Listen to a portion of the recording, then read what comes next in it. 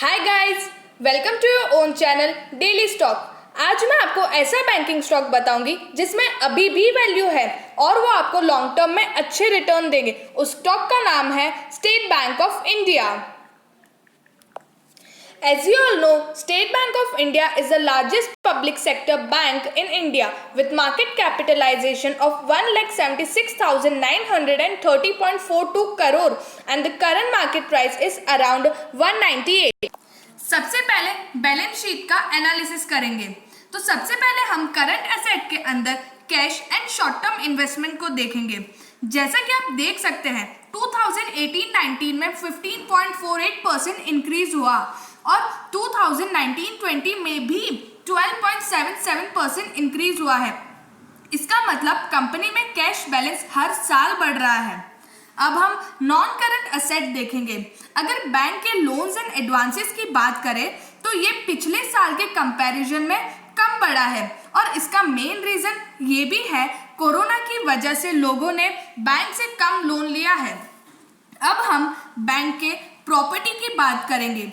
जैसा कि आप देख सकते हैं हर साल कंपनी की प्रॉपर्टी कम हो रही है। इसका मेन रीजन ये है कि एसबीआई अपनी वो ब्रांचेस बंद कर रही है जो लॉस में थी।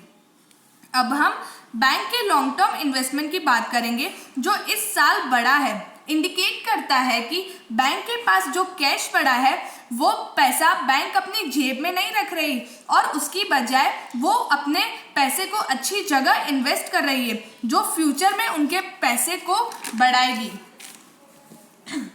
अब हम बैलेंस शीट की लायबिलिटी साइड को देखेंगे। उसमें सबसे पहले करंट लायबिलिटी आता है। करंट लायबिलिटी में टोटल डिपॉजिट को देखेंगे।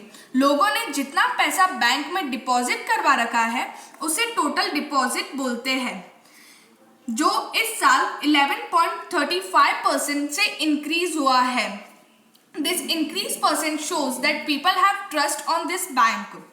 अब हम नॉन करंट लायबिलिटी देखेंगे। उसमें लॉन्ग टर्म डिपॉजिट डिक्रीज हुआ है 19.54% से।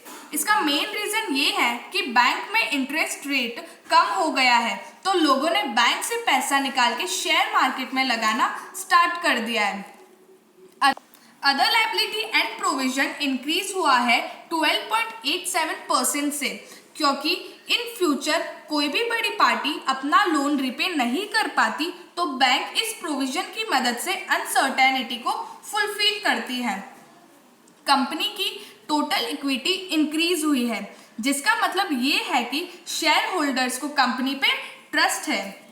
अब हम रिजर्व एंड सरप्लस को देखें तो 10.72% से इंक्रीज हुआ है as compared to previous year, which indicates that profits of the company are increasing every year.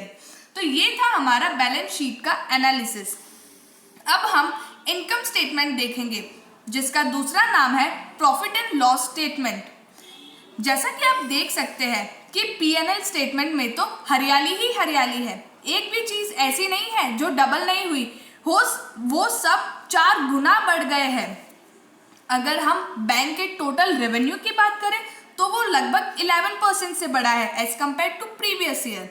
और अगर हम एंड से नेट इनकम की बात करें तो वो 760% बढ़ा है जो कि पिछले साल से 4 गुना है।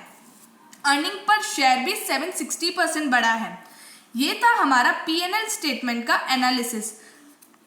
तो अब ये सब देख के तो बैंक का फ्यूचर में बहुत ग्रोथ दिख रहा है।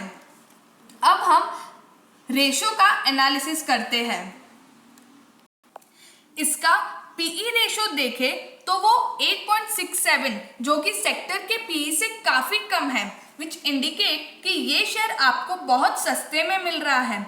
अगर हम पीबी रेशो देखें, पीबी रेशो की बात करें तो वो 1 से भी कम है जो कि 0.66 है। इसका मतलब ये है कि जो मार्केट में एसबीआई का शेयर का प्राइस चल रहा है वो उसके बुक वैल्यू से भी कम है, जबकि सेक्टर का पीबी है 1.80। अगर आपको ये दोनों रेशो सीखने हैं तो इसकी वीडियो हमारे चैनल पर डली हुई है, आप उसका लिंक डिस्क्रिप्शन में देख सकते हैं। अब हम इसके डिविडेंड की बात करते हैं। तो दोस्तों ये स्टॉक कोई भी डिविडेंड नहीं देता, तो अगर आप कोई डिविडेंड वाला स्टॉक ढूंढ रहे हो तो इस स्टॉक में इन्वेस्ट मत कीजिए। अब हम आपको ये बताते हैं कि आपको इस स्टॉक में इन्वेस्ट करना चाहिए या नहीं। अगर हम एक साल के बेसिस पे देखें तो ये स्टॉक आपको 44% डिस्काउंट पे मिल रहा है। तो ये स्टॉक इतने सस्ते भाव में मिल रहा है तो आप बेझिझक इसमें अभी पैसा डाल सकते हो। तो दोस्तों, ये था हमारा fundamental analysis state bank of India का। और अगर आपको और भी ऐसे स्टॉक का फंडामेंटल एनालिसिस चाहिए तो कमेंट सेक्शन में ज़रूर बताइए। और वीडियो को पहले बता दूं, अगर आपको वीडियो अच्छी लगी हो तो लाइक, शेयर, कमेंट करना न भूलिए।